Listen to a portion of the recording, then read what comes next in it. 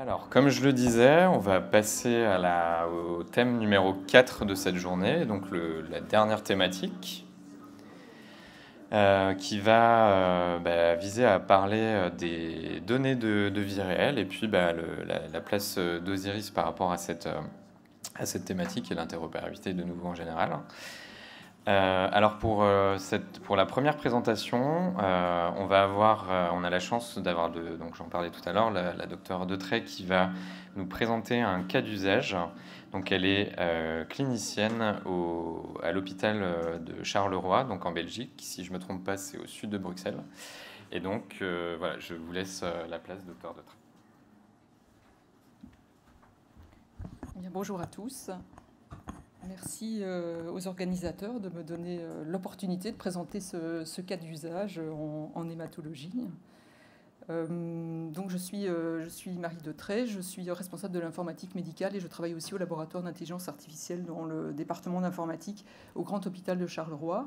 Et nous avons donc voulu, avec le docteur Pranger, qui est le chef de service en hématologie, on a voulu en fait concevoir un outil d'aide à la décision avec de l'intelligence artificielle pour les cliniciens. Cet outil a pour but de détecter l'état réfractaire primaire à la chimiothérapie chez les patients porteurs d'un lymphome B diffus à grandes cellules. Alors on est parti au départ de rien et grâce au modèle Osiris en oncologie que nous avons utilisé pour le transposer, je ne sais pas si le terme est vraiment bien choisi, mais l'adapter à cette hémopathie particulière qu'est le lymphome B diffus à grandes cellules, de façon à conceptualiser tous les événements du parcours de soins de ces patients sur base des événements. Donc, nos objectifs étaient de conceptualiser le parcours de soins de façon à rendre les données exploitables. On voulait essentiellement des données structurées dans les terminologies SNOMED, LOINC et ICDO3 pour l'histologie. On voulait absolument standardiser avec la dimension temporelle, puisque ce qu'on va étudier, c'est des données de survie, l'état réfractaire, la rechute éventuellement, et la survie. Je pense à un second projet en fait, qu'on est en train de mettre en place avec un algorithme qui s'appelle Random Survival Forest, qui est très dépendant de l'événement temporel. Mais déjà dans ce projet-ci, on en avait besoin. Mettre en place une base de données relationnelle, bien sûr, et puis débuter nos nouveaux cas d'usage en hémato. Donc il faut savoir qu'on a connu Osiris via le projet DigiOne. Le projet DigiOne, c'est un projet en oncologie, donc ce sont les oncologues qui participent à ce projet, et le projet DigiOne repose vraiment sur le modèle Osiris. Donc ils ont ce modèle à la base de conceptualisation. C'est comme ça que nous nous sommes dit, on va l'appliquer à l'hémato pour réussir à modéliser nos événements temporels dans le parcours de soins des patients porteurs d'un lymphome B diffus.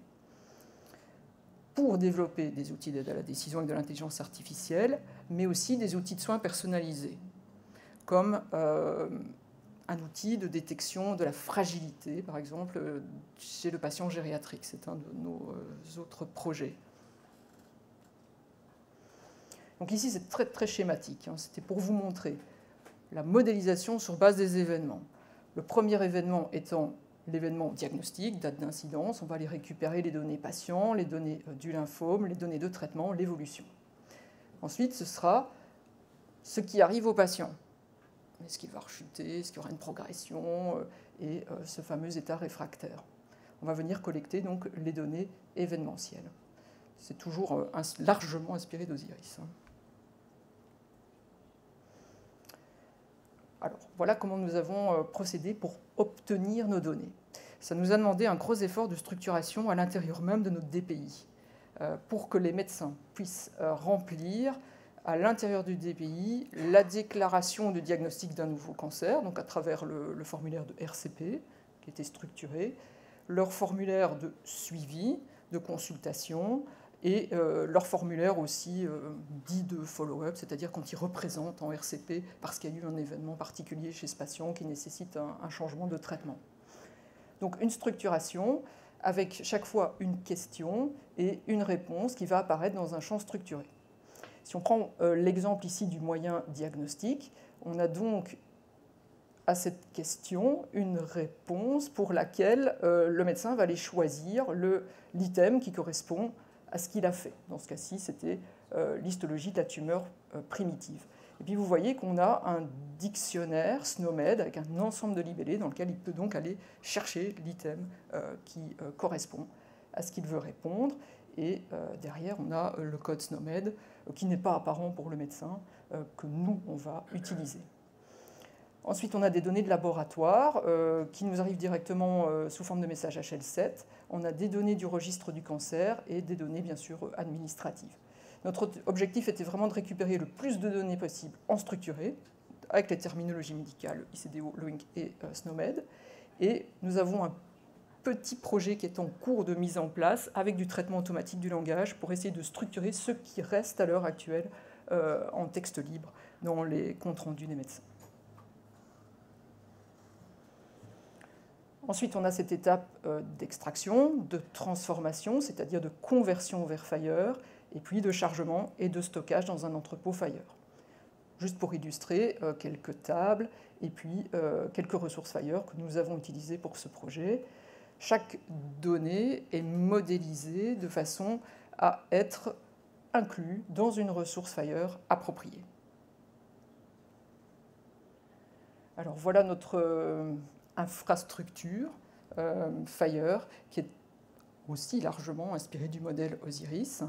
Vous avez toutes les sources sur la gauche que je vous ai citées, donc le DPI, le registre du cancer, les logiciels administratifs, le laboratoire. Ensuite, les étapes de transformation-conversion vers Fire, de stockage dans un serveur API.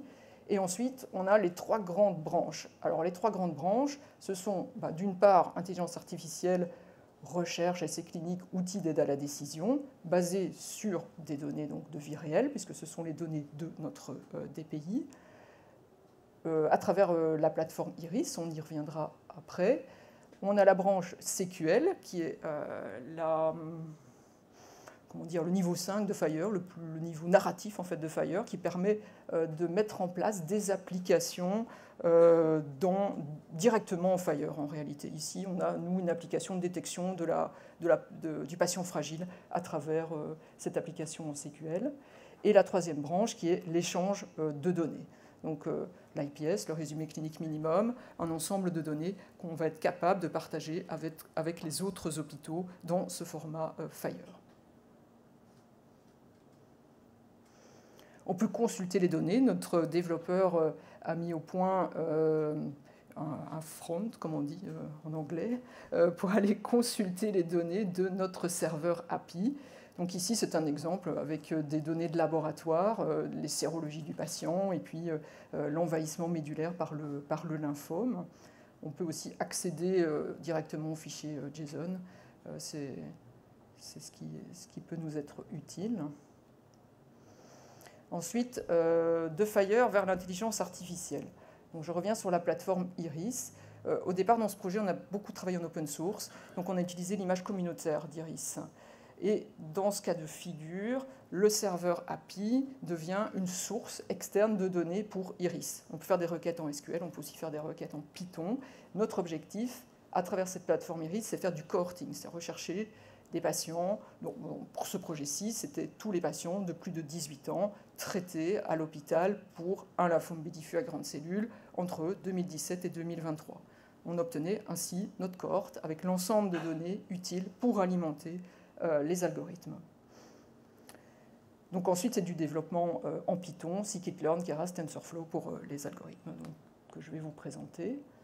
On a, dans un premier temps, lancé une étude rétrospective pour entraîner et valider et chercher finalement le meilleur algorithme pour répondre à cette question de prédiction de l'état réfractaire primaire. On avait dans cette cohorte 120 patients, l'ensemble d'entraînement comprenait 85% des patients et l'ensemble de validation 15%. On a testé 5 algorithmes. Le meilleur était un classifieur naïf de Bayes, le second XGBoost. Ce sont les deux qui ont obtenu les meilleures métriques pour pouvoir répondre à cette question de détection de l'état réfractaire primaire. Ensuite, 2 diapos pour discuter de l'explicabilité de la transparence. Donc ça, c'est ce qui parle évidemment très fort aux cliniciens. C'est ce qu'on doit leur montrer, je pense, si on veut avoir leur adhésion à nos projets. On peut regarder d'une part l'importance des variables avec 2 attributs. Pour XGBoost, c'est feature importance. Pour le classifieur naïf, c'est feature logprobe. Ça nous permet de visualiser les variables sur lesquelles l'algorithme se repose pour faire ses prédictions. Donc ici, vous voyez sur le graphique l'index international pronostic qui est la première variable. Ensuite, on va avoir des données relatives à l'âge, etc. Quand on montre ça aux cliniciens, donc ici, c'est vraiment très global. Hein, c'est l'ensemble des variables sur lesquelles le modèle se repose. Ils vont vous dire, bah oui, dans le lymphome médifié grande cellule, ce que je regarde, c'est l'IPI, c'est l'âge, c'est le stade d'un arbor, etc. Ça vient vraiment valider. Ensuite, nous avons implémenté un autre algorithme qui s'appelle LIME, qui permet d'expliquer une prédiction pour tout classifieur. Il est local, flexible, et il permet vraiment de rendre compréhensible une prédiction pour un patient. C'est très intéressant et ça nous permet aussi de visualiser, comme vous le voyez ici dans cet exemple, et de montrer aux cliniciens les variables qui ont conduit le modèle à réaliser cette prédiction. Donc, dans cet exemple, c'est un patient de 2023. Le modèle prédit un état réfractaire avec 91% de chance, de probabilité donc de cet état, et il se repose sur, vous voyez sur le schéma du milieu, pour la partie réfractaire, il se repose sur un stade Ann-Arbor qui était élevé, puisqu'il était de 4, sur le premier traitement reçu, sur l'index international qui était supérieur à 4, ce qui est très élevé. C'était un patient tabagique, un patient qui avait un phénotype GC et qui était assez âgé, il avait plus de 76 ans. Vous pouvez aussi voir ce qui vient pondérer dans l'autre sens. Pour les 0,09%, le côté répondeur, c'était un patient qui n'avait pas de comorbidité, le service adresseur était un service de médecine, la réponse à sa TEP intermédiaire était une réponse métabolique et le genre. Voilà, ça c'est ce que nous présentons à l'heure actuelle aux cliniciens pour chaque patient pour lequel on a lancé l'algorithme de prédiction, ce qui leur permet vraiment de visualiser. On a terminé l'étude rétrospective, maintenant on s'est lancé dans l'étude prospective. L'étude prospective, vous avez vu que j'ai parlé de cohorte d'entraînement et de validation. On n'a pas fait, pour la partie rétrospective, une cohorte externe de validation. Donc ça, c'est ce qui manque et c'est ce qu'on fait dans cette partie prospective. On prend tous les patients depuis 2024 pour confronter à la réalité notre algorithme. Donc depuis 2024, tous les patients qui sont inclus dans cette étude prospective ont une prédiction. Et pour chacun, on va sortir cette fameuse image avec la probabilité d'état réfractaire, ce qui a mené la prédiction du modèle avec soit répondeur, soit non répondeur. Dans cette étude, on va aussi inclure les patients de 2023 en rétrospectif de façon à réentraîner. Ça va nous permettre de passer de 120 observations à un peu plus de 150. Donc ça, c'est pas mal pour avoir un peu plus d'observations de patients. Et on voudrait également développer un petit réseau de neurones dans le cadre de ce projet. Donc on regardera les performances sur les données réelles pendant 3 ans. On envoie les résultats aux hématologues de façon systématique après la TEP des 2 cures, donc la TEP intermédiaire. Explicabilité et transparence, d'une part l'importance des variables et d'autre part la mise en place de LIME pour chacune des prédictions. Et SHAP, alors SHAP lui convient mieux pour le réseau de neurones. Ça, nous allons le mettre en place dans un second temps. L'objectif est d'avoir un outil d'aide à la décision en production pour 2027 dans notre centre, donc pour notre bassin de population. Et puis ensuite, on réfléchira éventuellement élargir, donc agrandir notre cohorte, mais aussi diversifier un peu plus les patients en proposant une étude multicentrique pour valider un modèle dans le cadre d'une utilisation plus large. Les limites et défis. Alors, premier défi, c'est l'adhésion des médecins. Il faut une adhésion forte des médecins, des cliniciens au projet. C'est quand même un gros changement dans leurs habitudes, dans le sens où structurer, c'est pas intuitif. C'est plutôt la narration qui est intuitive, je dirais. Du coup, travailler avec des données structurées, c'est pas facile pour eux. Donc, on doit vraiment venir montrer les résultats, comment l'outil d'aide à la décision va venir les aider à mieux prendre en charge le patient. Dans ce cas-ci, c'est bien sûr limiter la toxicité d'une chimiothérapie qui serait totalement inefficace pour passer une seconde ligne.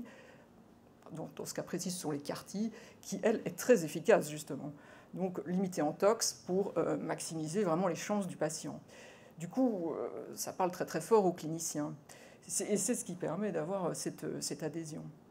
Ensuite, on a rencontré quelques problèmes techniques avec notre DPI. Bon, ça, c'est vraiment propre à notre centre. Hein. Notre DPI ne permet pas de travailler dynamiquement avec la SNOMED, donc on a malheureusement tous des dictionnaires figés, fermés, qu'on doit mettre à jour et retélécharger. Au niveau extraction, on a dû passer aussi d'un simple WinDev à une technologie de type Talent pour avoir un pipeline robuste pour l'extraction des données. Ensuite, on a des exigences de maintenance, bien sûr, pour tout ce qui est modification, mise à jour, des choses que les médecins nous demandent de mettre à jour, de changer, d'ajouter, de retirer. Et puis, la sécurité de l'environnement pour les échanges de données.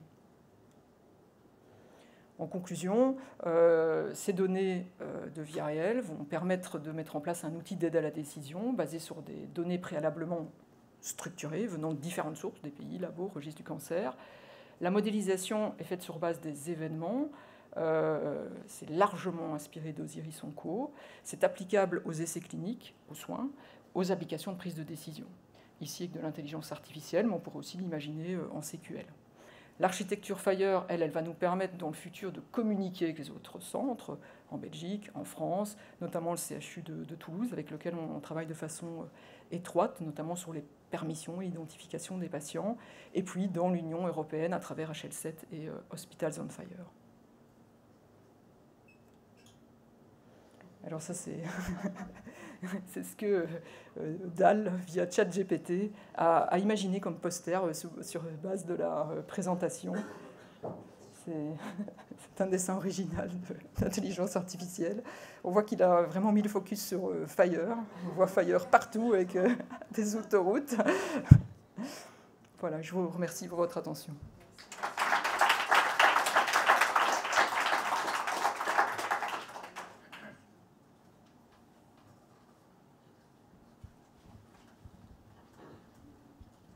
Merci pour votre présentation. Moi, je suis clinicien avant tout. Est-ce que vous avez fait ce travail de structuration, notamment des fiches de RCP? Oui, voilà, c'est ça. Hein. Là, c'est la première chose qu'on a faite. C'est la fiche de RCP qu'on a uniquement structurée. Dans cette spécialité, ou alors vous l'avez fait à l'échelle plus globale? On est en train de travailler en oncologie sur le cancer du sein, le cancer colorectal et le myélome pour l'hématologie. Et ça a été, ça a été bien accepté par tout le monde. En tout cas, ça semble faisable. Difficilement en oncologie, bon, en hémato un peu plus facilement.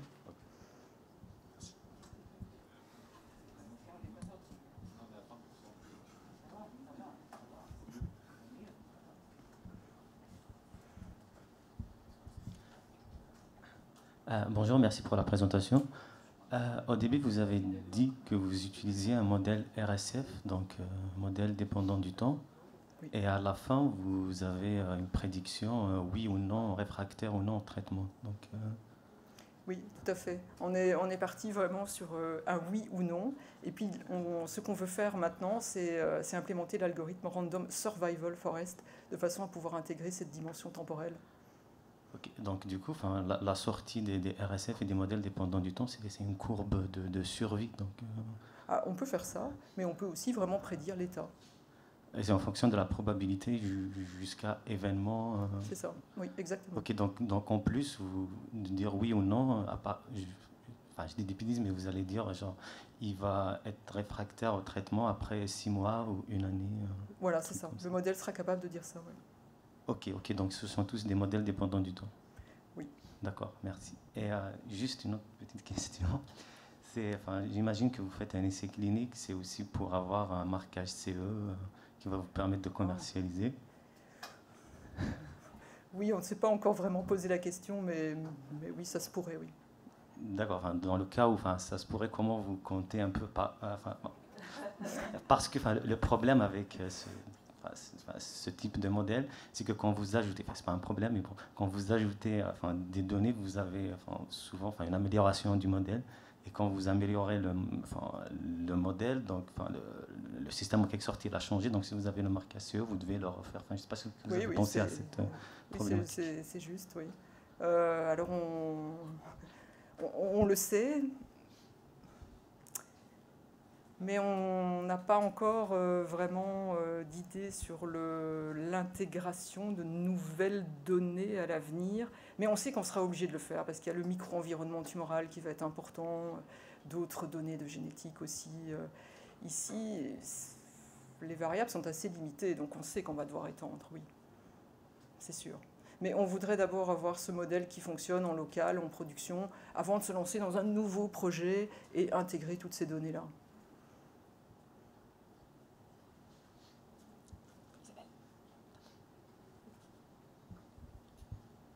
Bonjour, merci, c'était vraiment très intéressant.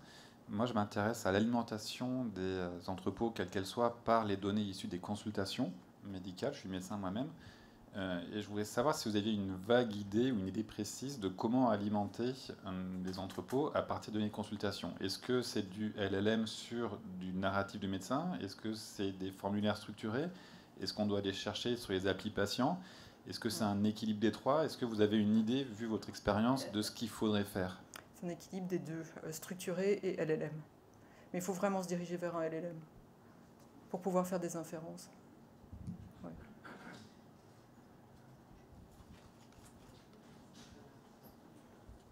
Et moi, j'aimerais savoir quel est votre DPI qui permet quand même de structurer quand les médecins veulent bien. Xcare, le nom du DPI. Xcare. Xcare de expertise.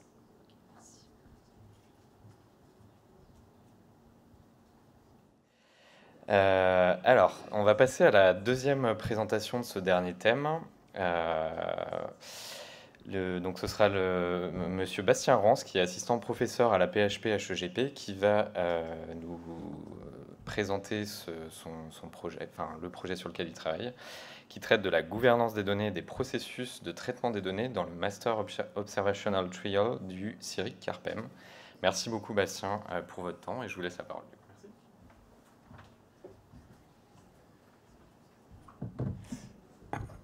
Oui, alors j'ai mis plein de gros mots dans le titre, donc je vais commencer peut-être par définir au moins deux termes pour qu'on s'entende.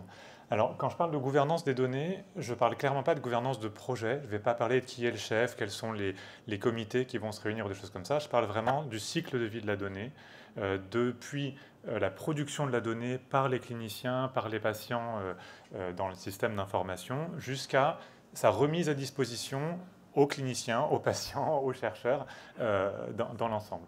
Et donc, la question qu'on se pose aujourd'hui, dans la construction de l'objet que je vais vous décrire, c'est comment gérer l'ensemble de ce cycle de vie, comment le documenter et comment permettre de travailler avec ces données de façon transparente. Donc, le deuxième terme qui me reste à définir, c'est le Master Observational Trial.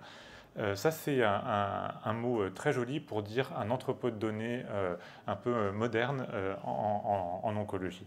En gros, c'est une idée qui va un peu au-delà de l'entrepôt, qui a été décrite dans un commentaire dans le journal Cell, qui visait à décrire non seulement l'entrepôt, mais aussi tout un tas de principes autour de la construction de cet entrepôt, avec des principes techniques, l'utilisation de l'IA pour l'alimentation, des choses comme ça, et puis des principes de gouvernance, là, de gouvernance traditionnelle, avec la mise en place de comités spécifiques à cet entrepôt, qui en fait sont des choses qu'on retrouve un peu dans la réglementation européenne par ailleurs.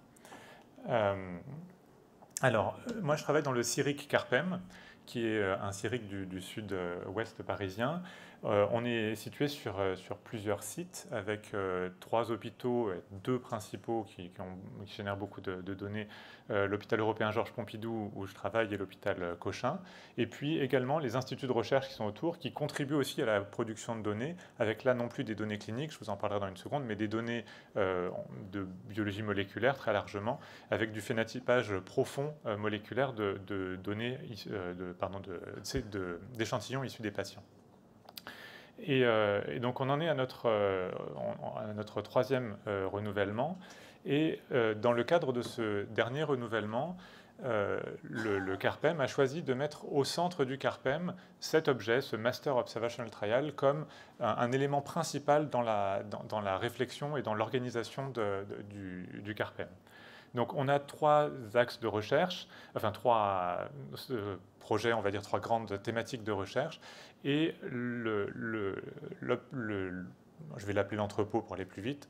L'entrepôt a pour but de permettre la validation de biomarqueurs qui auraient été construits par ailleurs dans des projets et d'accélérer la recherche à partir des données. On parle ici de données de vie réelle. On est très peu sur des données d'essais cliniques, on est très peu sur des données qui sont largement structurées. Et donc les données de vie réelle, on n'est pas du tout les premiers à s'y intéresser. On a cité le terme énormément aujourd'hui. Et il commence à y avoir des papiers qui sortent avec des très grandes cohortes et avec des approches qui sont tout à fait impressionnantes. Moi, j'ai beaucoup aimé ce papier dans Nature là, qui est sorti en fin d'année dernière, sur lequel il y a une cohorte d'environ 25 000 patients qui a été utilisée, et avec beaucoup de systèmes d'extraction automatique d'informations et qui permettent de sortir des données sur les profils mutationnels et les localisations métastatiques qui sont vraiment très intéressants. Et puis il y a plein d'autres centres qui font des choses, notamment la Corée qui a un très bel entrepôt de données qui pourrait s'appeler Observational Master Trial, qui est en cours de construction et qui est utilisé également autour de ces questions-là. Donc nous, dans notre entrepôt, on veut intégrer tout ce qu'on génère dans le soin et on a un objectif d'une intégration pan-cancer.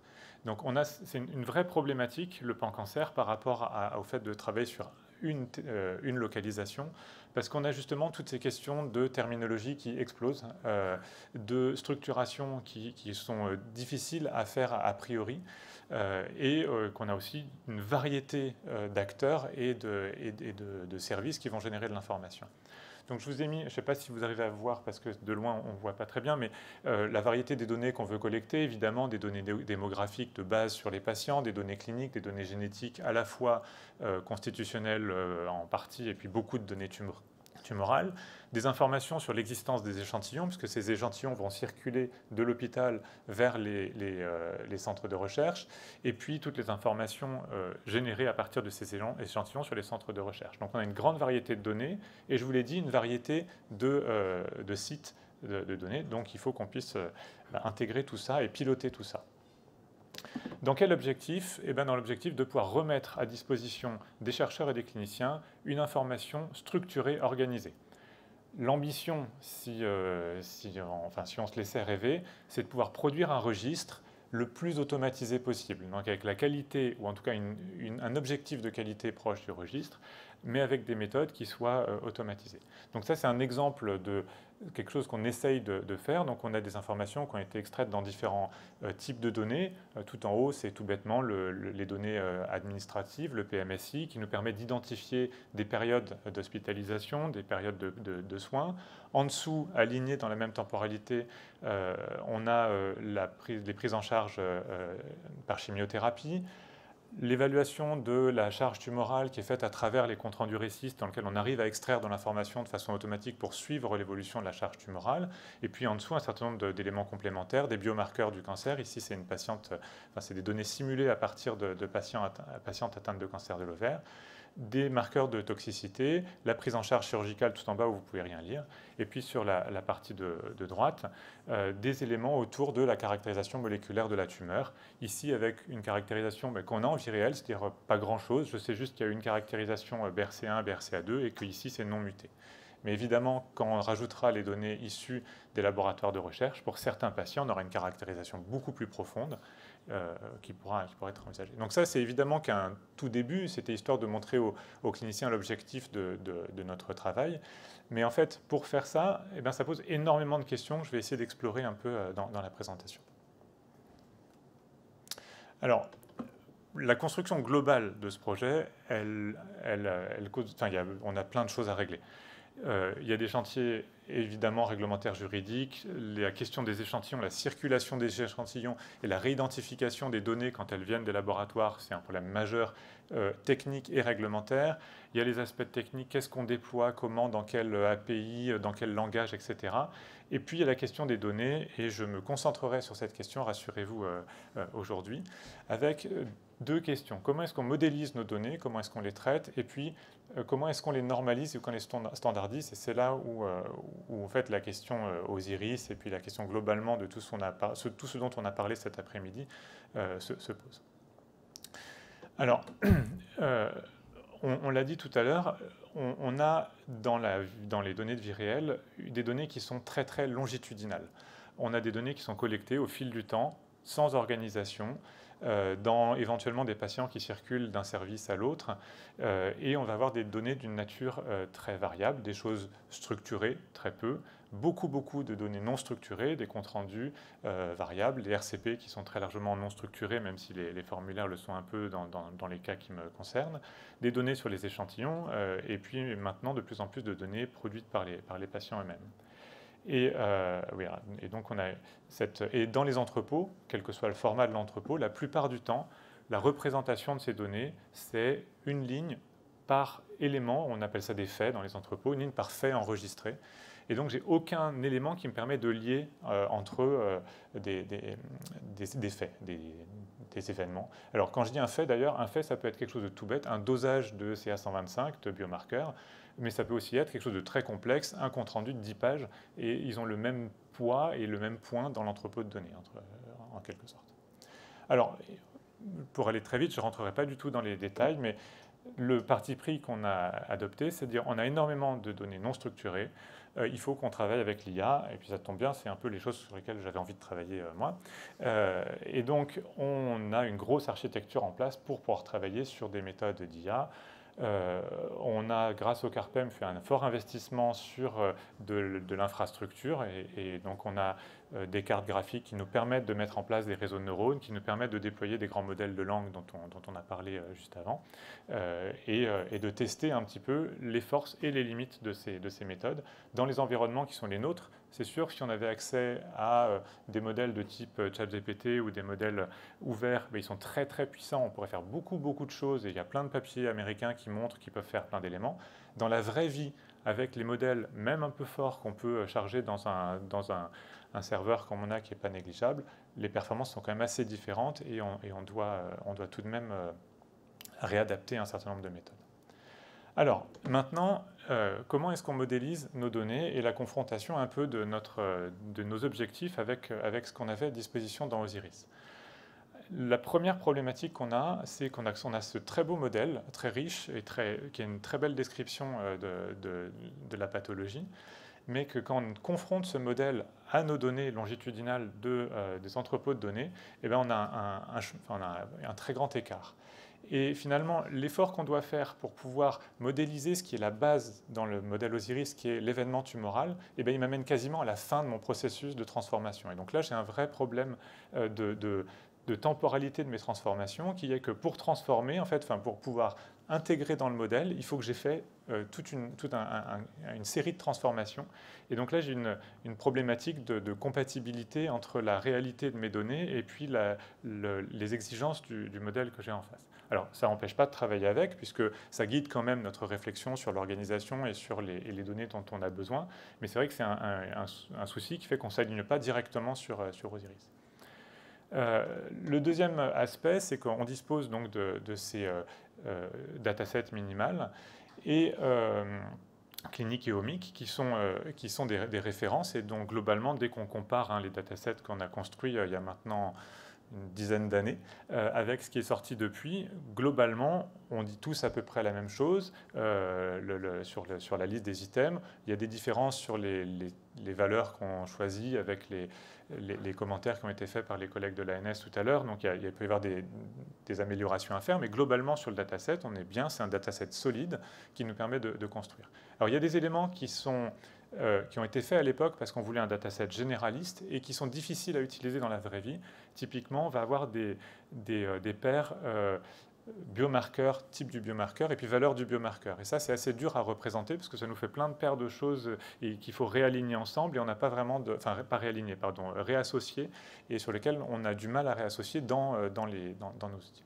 Donc ça, c'est une première problématique, des datasets qui sont parfois un peu généraux et dont il faudrait avoir des traductions pour des localisations pour faciliter l'usage. Deuxième élément, on a parlé beaucoup d'alignement terminologique cet après-midi. On a un peu masqué, enfin on l'a évoqué, mais les alignements terminologiques, ça coûte monstrueusement cher. Pas financièrement, mais en temps. Et en fait, on ne peut pas faire des alignements terminologiques pour l'ensemble de nos données. Donc on fait des choix d'aligner des données qui vont avoir du sens d'aligner, et puis il y a un certain nombre d'éléments dans lesquels on va rester sur nos terminologies locales et on les alignera au fur et à mesure des usages et des besoins, parce qu'en fait on ne peut pas se permettre d'aller aligner toutes les histologies dont on dispose dans les comptes rendus d'anatomopathologie. A priori, ça risque d'être compliqué pour nous de faire un alignement validé tout du long. Donc on réduit l'ensemble des éléments à aligner pour pouvoir le faire en fait. Ensuite, donc, le dataset, il avait pour but d'être un dataset minimum pour partager des données et pour permettre des données qui étaient collectées partout. Et ce n'est évidemment pas les attentes de nos cliniciens qui attendent un dataset maximum. Je crois que ça a été évoqué dans la question dans la présentation d'Abdelali. Et en fait, nous, c'est vraiment l'attente des cliniciens, c'est de dire, nous, on veut prévoir quelque chose d'assez large. Et donc, finalement, j'ai énormément d'items qui sont demandés par les cliniciens que je ne peux pas faire rentrer dans le modèle Osiris. Donc, ce qui était par contre très intéressant, enfin, pas par contre, ce qui était très intéressant dans le modèle Osiris, c'était par contre qu'il y avait décidément, par contre est revenu, des guides d'utilisation qui permettaient de savoir comment est-ce qu'on devait renseigner, et ça c'est précieux, et qui peut donner des idées aussi, des choses qui nous manquent. Donc on les a reparcourus également. Par contre, là, je tiens vrai par contre, ce qu'il n'y a pas, c'est le rapport entre les données modélisées et les sources de données. Et la question de la qualité des données, on l'a un peu mise sous le tapis à l'époque. Et quand on travaille, et tous les gens ici qui sont intéressés au passage des données et à l'intégration dans un entrepôt, eh bien, la question de la qualité, elle est majeure. Ce qui m'amène au travail qu'on mène avec David Wagne, mon collègue du siège de la PHP, et qui travaille à l'entrepôt de données de la PHP, sur la question de la gouvernance des données, et ce qui nous a amené à une réflexion sur l'organisation de notre processus de transformation et sur la documentation de nos processus de transformation pour produire un ensemble de documents qui nous permettent de documenter et d'avoir une base solide pour tous ces processus de documentation et transformation. Donc comment ça marche ? Globalement, la première chose, c'est d'identifier les sources dont on a besoin. Donc on a les items qui ont été identifiés en partant d'Osiris, en partant des besoins des cliniciens. On a fait tout un tas d'interviews pour identifier les listes d'objets qu'ils voulaient. On va aller identifier où se trouvent ces données.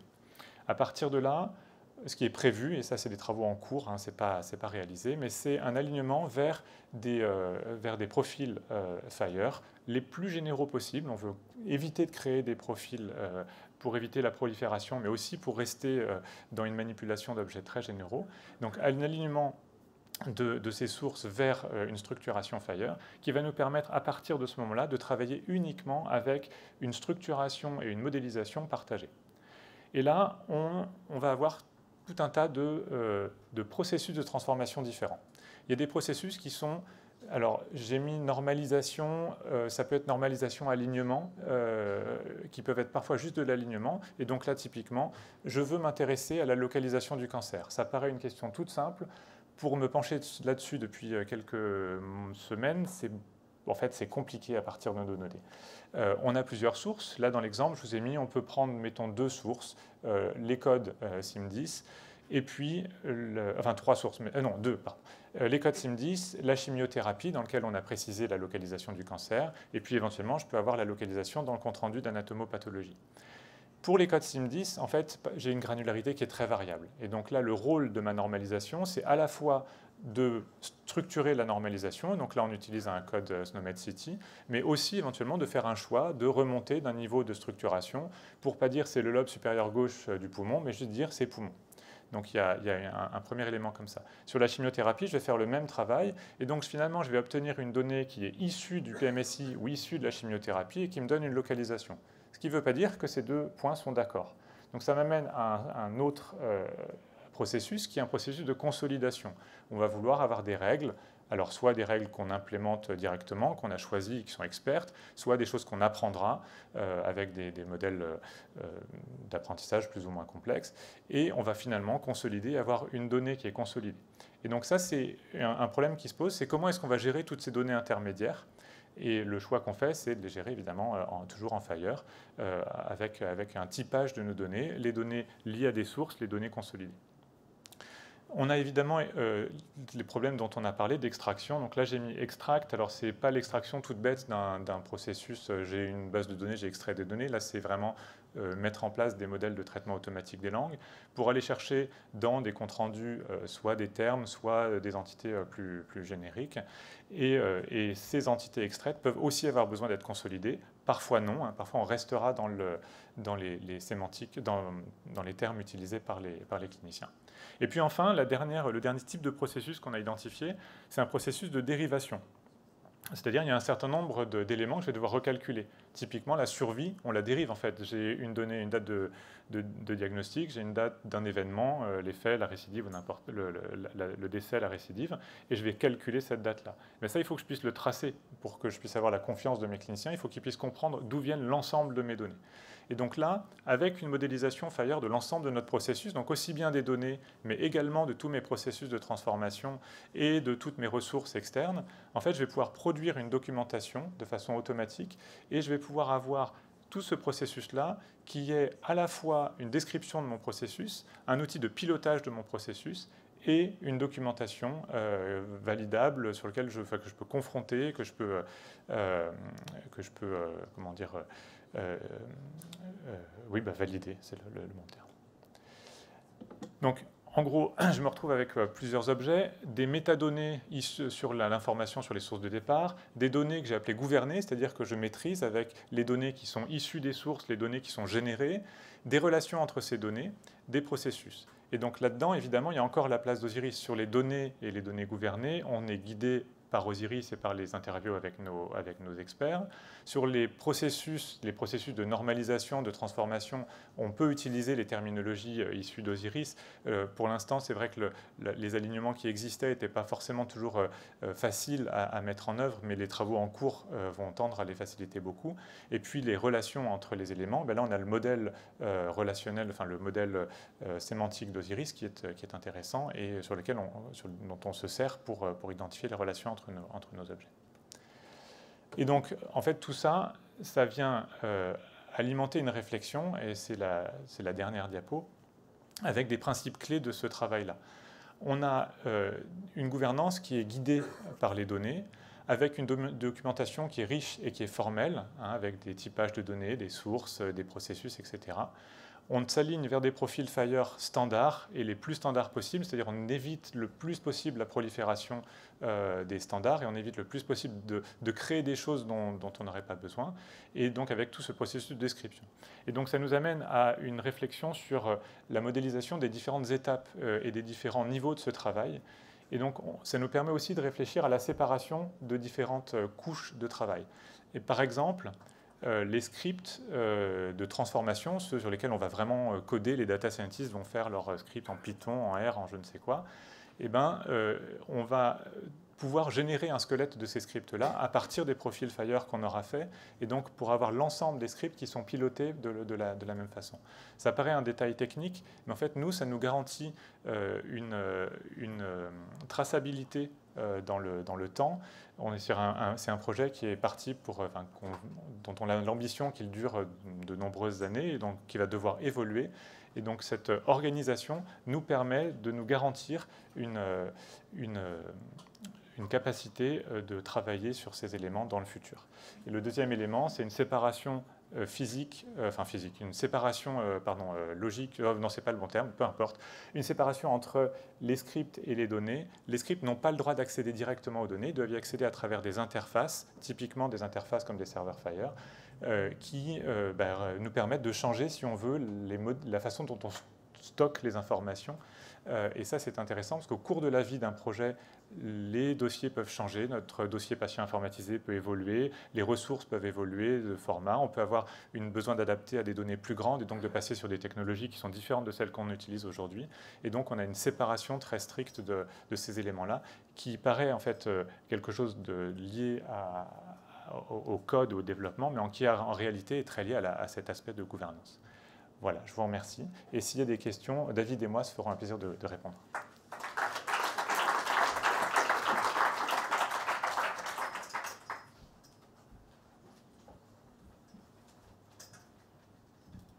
Des questions?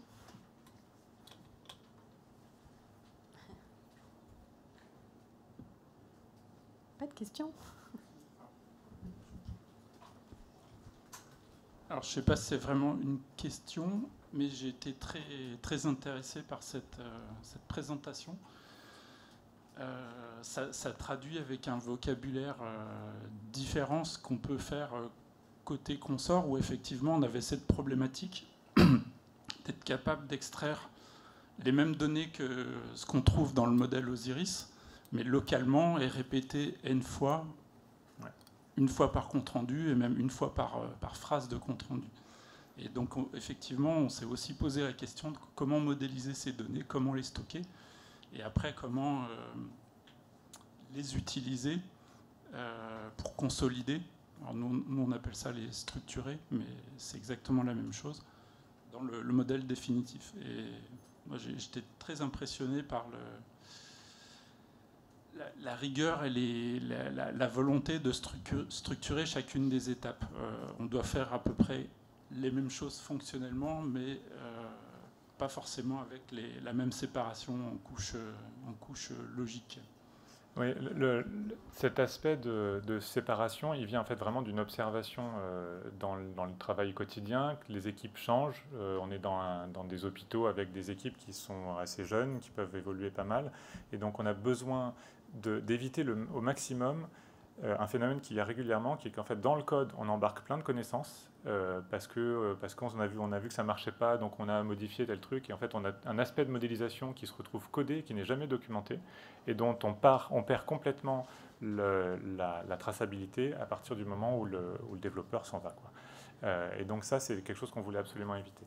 Donc effectivement, on a peut-être parfois une atomisation des processus qui peut paraître un peu extrême, mais l'espoir qu'on ait, et pour l'instant on n'a pas encore de problème avec ça, c'est que ça nous permette de plus facilement travailler.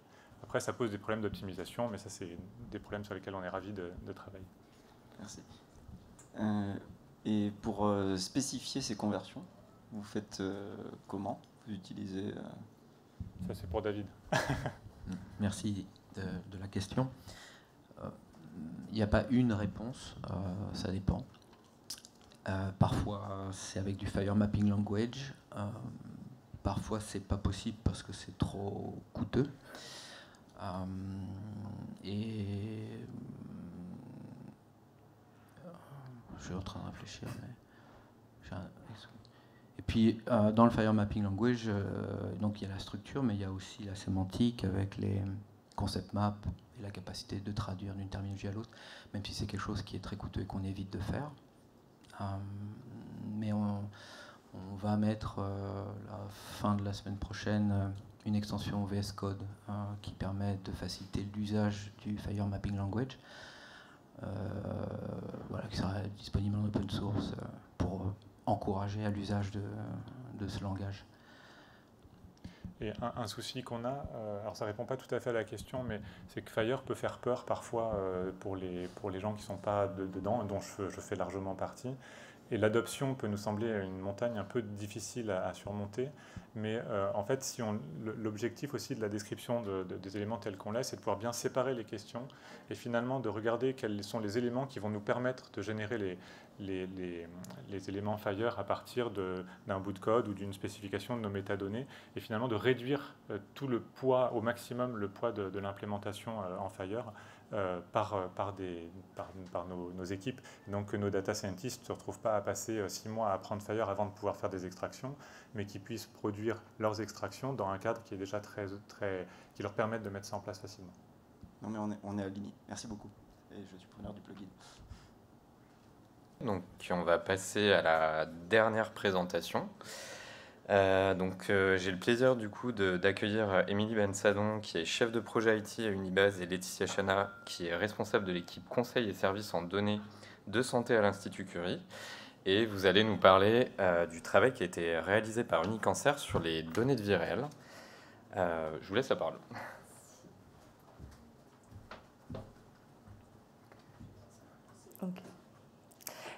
Bonjour, merci de nous inviter à parler de ce projet. Effectivement, vous avez vu dans les présentations précédentes que parfois Osiris avait des limites pour être rempli facilement avec des données venant du dossier médical. Donc là, pour être tout à fait honnête, on va s'arrêter aux données des dossiers médicaux et pas aller vers les proms et les prems dans cette présentation. C'est le bouton vert, c'est ça? Oui, c'est ça. Donc, on est parti du modèle clinique Osiris, que je connais bien parce que j'ai participé aussi à l'élaboration de ce modèle. Et donc, c'est un modèle théorique qui représente très bien la maladie tumorale. Et on voit qu'il y a beaucoup de concepts qui sont liés les uns aux autres, et particulièrement autour du Tumor Pathology Event, qui est vraiment central dans le modèle, et tout est lié à ce Tumor Pathology Event. C'est très bien théoriquement, mais quand on essaie d'appliquer avec des données de vie réelle, où on a quand même très peu de données structurées dans les dossiers médicaux, on arrive vite à des inférences obligatoires, et parfois on ne sait pas trop comment les faire, ni quelles règles appliquer. Et on avait participé au projet Osiris Lung, et on s'est retrouvé aussi dans le cadre de ce projet donc avec ces problèmes d'inférence, et aussi du fait de la comparaison. Enfin, dans ce projet, on comparait la saisie manuelle à la saisie, enfin à la structuration automatique, et on a vu aussi que dans le modèle, il manquait aussi des règles très précises pour pouvoir alimenter, par exemple manuellement, pour avoir des règles de saisie très claires. Donc là, c'était un peu les constats que j'ai commencé à vous donner. Il manquait des règles claires. Il manquait aussi, c'était difficile de lier des concepts entre eux. On sait que, par exemple, les événements tumoraux, le diagnostic, c'est bon. Mais dès qu'on passe à la récidive, à la métastase, c'est beaucoup moins structuré dans les dossiers. Du coup, c'est difficile de comparer les données, puisqu'il y a des choix qui ont été faits à la structuration et qui ne sont pas documentés. Donc les objectifs de ce groupe de travail qui a été coordonné par Unicancer, c'était de revoir ce modèle clinique, mais on ne voulait pas tout changer. On voulait revoir les différents items, les différentes règles, et pouvoir mieux tracer, avoir des définitions plus claires, et aussi tracer la source. Bastien en a parlé, et c'était vraiment très important pour nous aussi. Donc on a monté trois groupes de travail. Donc le premier groupe, c'était un groupe qui s'est attelé à revisiter le jeu minimal d'items d'Osiris, et de revérifier si les standards étaient appropriés, de regarder aussi toutes les règles d'alimentation, on va dire, repréciser toutes les règles, et d'identifier parfois les sources dans les dossiers médicaux où on pouvait trouver les données afin d'émettre des recommandations. Et donc tout ça, c'est en train d'aboutir à un guide d'alimentation qui est en cours de finalisation. Il y a eu un deuxième groupe de travail sur tout ce qui est modèle logique et physique, puisque comme on vous l'a dit, comme je vous l'ai dit, les liens entre les concepts n'étaient pas forcément très faciles à inférer. Du coup, il fallait revisiter ce modèle logique. Et donc ça, c'est ce que Émilie va vous présenter tout à l'heure. Et il nous a semblé important d'avoir aussi un groupe de travail qui essayait de tester le modèle d'alimentation par de la saisie manuelle, parce que pour déterminer des règles de saisie, enfin même de structuration, le plus important c'est finalement on trouve plein d'exemples et à chaque fois on ne sait pas comment faire, et c'est à ça que servent les guides de saisie pour les arcs, pour standardiser la manière de remplir les choses. Et ça nous paraissait aussi important que ce guide d'alimentation soit presque un guide de saisie pour qu'on puisse le suivre quand on va faire des choix de structuration. Et donc, ça aboutit à la création d'une base REDCap au format Osiris RWD. Et puis, il y a des groupes de travail qui manquent encore et qui ne vont pas tarder à être mises en place. C'est que dans les choix qu'on a faits, c'était principalement de ne pas trop inférer les choses. Donc on a gardé pas mal de données brutes avec différentes sources pour dire d'où venaient les sources. Mais du coup, on a fait moins de choix que dans le modèle Osiris classique. Et donc, c'est nécessaire d'avoir une manière d'analyser les choses a posteriori. Et donc, on s'est bien rendu compte que une fois le guide d'alimentation fait, d'abord, ah oui, j'ai oublié, le GT4, ce serait de valider le guide d'alimentation non pas par des arcs comme le GT3, mais par des personnes qui structurent la donnée automatiquement pour voir si les règles qu'on a données sont suffisamment précises pour être utilisables par eux. Et la dernière chose, c'est d'avoir un guide d'analyse. Quand on dit guide d'analyse, ça va sans doute être des scripts, des variables calculées à partir de ces données brutes pour pouvoir exploiter au mieux le vocabulaire. Donc, il y a quelques nouveautés par rapport à Osiris tel que vous le connaissez.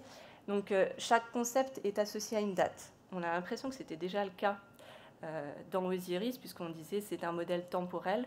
Mais finalement, il y a beaucoup de choses qui passaient à travers les liens entre les tables, les relations avec un événement tumoral, par exemple. Alors que là, vraiment, vu qu'on va avoir moins de liens obligatoires, on est obligé d'avoir une date pour chaque concept, pour pouvoir faire les liens a posteriori dans les différentes études. Chaque item est associé à une source. Donc là, c'est même plus au niveau du concept, c'est au niveau de l'item. On va tracer à quel endroit on va aller le chercher. Est-ce que c'est une donnée structurée dans le dossier de soins, un autre type de données structurées? Est-ce que ça vient du texte? Est-ce que ça vient d'un document ossérisé? Donc ça permet à l'analyse d'aller choisir les sources selon la qualité qu'on veut. Et parfois, on est obligé d'aller chercher un peu plus loin parce qu'il y a des données qu'on sait ne trouver que, par exemple, dans des documents ossérisés, si ça a été fait en ville ou ce genre de choses. Donc, quand il y a une seule information qu'on va accepter, on va plutôt aller chercher dans les sources structurées, ça paraît assez logique. Mais par contre, quand l'information est multiple, donc typiquement les traitements, il peut y avoir plusieurs traitements, là on va aller chercher dans toutes les sources et on va toutes les conserver avec vraiment le type de source d'origine. Ce qui fait que, comme je vous l'ai dit, c'est plutôt à l'analyse qu'on va enlever les doublons. Et ça permet, en fait, ça va faire plus de travail pour les gens qui vont analyser les données, ça c'est clair, mais ça leur permettra de faire des choix plus appropriés par rapport à leur projet de recherche. Parce qu'actuellement, les choix, ils sont faits par des data ingénieurs, quand on parle d'Osiris, par les data ingénieurs qui ont généré le dataset, et on fait les mêmes choix pour toutes les pathologies, c'est-à-dire qu'on a fait des règles, mais on sait très bien quand on fait un projet que parfois on ne veut pas exactement les mêmes règles. Ou alors, suivant les pathologies, ça ne sera pas exactement les mêmes règles. Donc, ça fait plus de travail à l'analyse, mais en même temps, ça permet de faire ces analyses qui auparavant n'étaient pas forcément possibles. Voilà. Et donc ça, c'est le guide d'alimentation avec vraiment à chaque fois la définition de l'item, le format attendu, la nomenclature utilisée quand c'est une nomenclature, quand ce sont des choix de valeurs, la règle avec dans la règle vraiment des exemples très précis pour essayer que chaque personne qui saisit ou collecte et structure la donnée ait la même manière de le faire. Ah non, je me suis trompée de bouton. Je laisse la parole à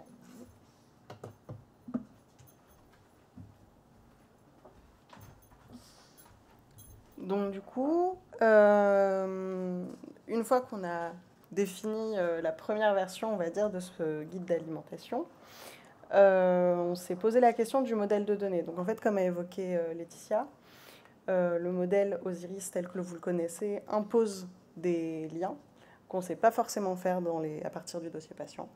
Et donc, ce qu'on propose du coup dans Osiris RWD, c'est de n'imposer que le lien au patient et que tous les liens qu'on connaît dans Osiris tel que vous le connaissez deviennent facultatifs. Donc ça, c'est les deux très grandes nouveautés, avec comme troisième nouveauté le fait de tracer la source pour chaque information qu'on structure dans le modèle. Alors, on a essayé de vous montrer un petit peu le bourgeon de modèle qui est en train de se former. Donc, comme on a évoqué, hein, l'objectif principal de la définition de ce modèle, c'est de pouvoir l'alimenter sans faire d'inférence, en plus de ce qu'on trouve dans le dossier patient. Et qu'on laissera soit dans le guide d'analyse, soit l'analyse projet par projet, la définition des jointures et la proposition de règles standardisées de dérivation, que ce soit de tables ou de variables en particulier. Donc on s'est quand même posé la question de ce que faisaient les autres modèles de données et les autres standards de données en vie réelle. Donc on a comparé à OMOP. Notre base de ce travail en fait, pour Osiris RWD et la raison pour laquelle on n'est pas juste parti sur du OMOP oncologie, c'est d'une part qu'on voulait être complètement compatible avec les terminologies qu'on trouve dans les systèmes d'information hospitaliers. Typiquement, la CCAM, elle n'est pas standard dans OMOP. Et d'autre part, on voulait imposer en fait, les terminologies pour qu'on soit interopérable by design. C'est-à-dire que les terminaux dans Osiris RWD, elles sont définis. On ne laisse pas au choix d'un projet ou même d'un projet de réseau d'entrepôt la possibilité de dévier un petit peu de ce à quoi on s'attend. Après, comme comparaison, bien sûr, en termes d'outils d'analyse, on a déjà évoqué la suite Odyssey. Bien sûr, pour Osiris RWD, on n'a pas encore tout développé d'outils. Et pour ce qui est d'extensions structurées aux données spécifiques au cancer, donc on a évoqué pour OMOP, effectivement, il y a des extensions imagerie et génomique qui ont été proposées en dehors du modèle commande donnée, donc elles ne sont pas complètement intégrées au modèle commande donnée. Alors que du coup pour Osiris RWD, on a fait en sorte d'être compatible avec les extensions au modèle Osiris original, qui sont les extensions omiques, radiothérapie et imagerie. Du coup, peut-être pour le calendrier, je vais redonner la main à Laetitia.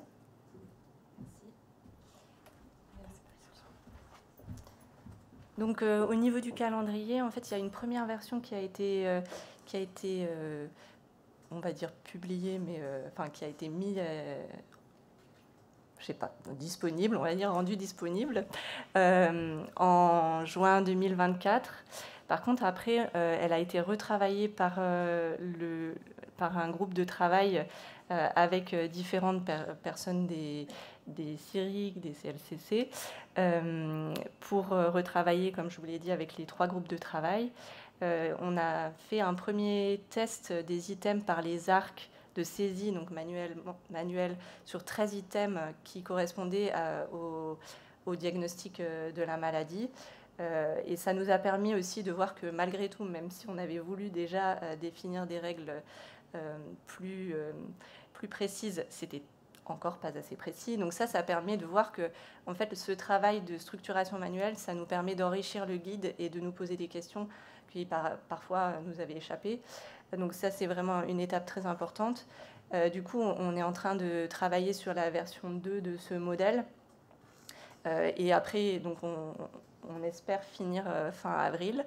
Et après, il y a une phase de test du modèle par toujours le GT3, avec les arcs qui vont saisir dans une base et qui va nous permettre de finaliser le guide. Et donc, on espère publier le guide vraiment en juin 2025. Et après, on espère pouvoir... Donc, les dates sont un peu plus lointaines et un peu moins sûres, mais d'avoir...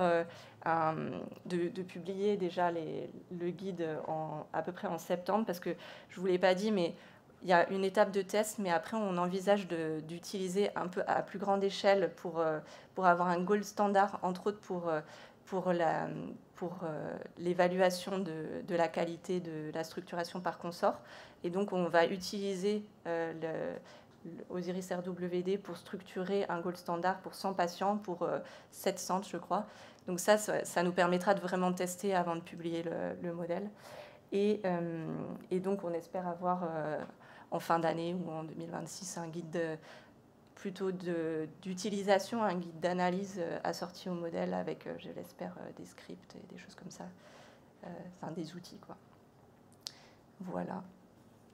Et donc, en conclusion, en fait, le but de ce travail, c'était vraiment d'essayer d'adapter aux données qu'on a vraiment dans nos dossiers de soins pour faciliter la collecte de données. Ça complexifie un peu l'analyse, j'en doute pas. C'est vraiment patient-centrique. On va avoir différents outils assortis et qu'on mettra bien entendu à disposition de la communauté. Ça a tout à fait vocation à s'intégrer dans Osiris, dans la démarche Osiris. On a bien fait attention de garder les liens avec les différents modules à côté, donc omic, radiomic, etc. Et il y a un mapping vers OMOP qui est prévu dans le cadre du projet OncoDS. Voilà, donc on va avoir ça.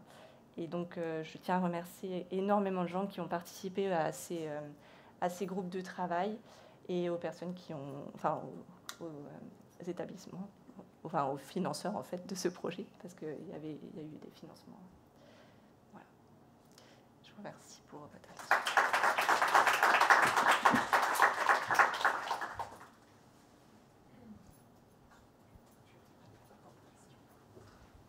Des questions ?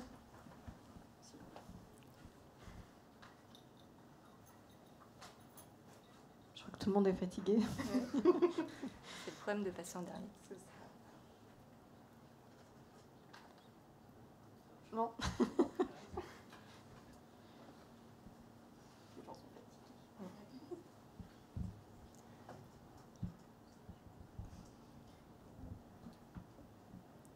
Non. C'est la fin de journée. Est-ce que vous l'avez fait pour tous les types de cancers ou... En fait, le modèle Osiris, au départ, il est cancer agnostique. Donc, on a continué dans cette veine et on essaie de prendre des exemples dans différents types de cancers pour quand il y a des spécificités de certains cancers, expliquer comment on gère ces spécificités. La question est toute simple pour le tumeur cérébrale. Vous l'avez testé ou pas ? Alors, pas encore. Ça, c'est exactement ce qu'on va faire dans le gold standard là, avec les arcs qui vont saisir. C'est vraiment tout cancer confondu. Il y a 100 patients par centre avec 20% cancer du sein et puis 81% autres cancers. Et donc, j'espère qu'il y aura des cancers cérébraux dans les centres. Ça nous permet de tester justement les règles.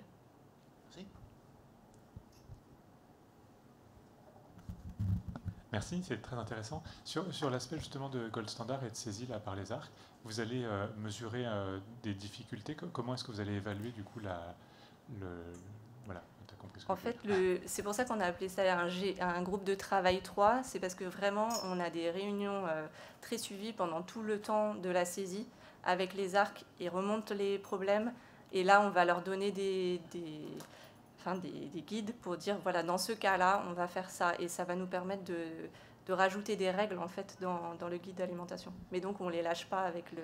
Et vous envisagez de mesurer par exemple le temps pour une localisation particulière de saisie ou des choses comme ça, d'avoir des indicateurs un peu chiffrés? Ça n'était pas envisagé, mais ça pourrait être intéressant. Par contre, je sais pas, enfin ça nous renseignera juste sur le temps, mais on peut pas comparer avec autre chose en fait. On va pas comparer avec Osiris. Ouais. Mais entre différentes localisations par exemple, oui, peut-être plus simples et plus compliquées. Elles auront une donnée de plus à rentrer le temps qu'il lui a fallu pour remplir. C'est une bonne idée.